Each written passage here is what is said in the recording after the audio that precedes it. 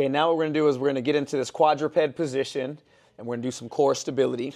This is called bird dog, but this is just the arm component to it. So you want to be nice and tall, hands underneath your shoulders, knees underneath your hips, toes tucked underneath, and we're just going to lift one arm up and come on back. When we're doing these, we're also keeping that belly button peeled up into our spine. And you don't want to have a bunch of weight shifting from side to side. This is a core stability and a scapular stability exercise.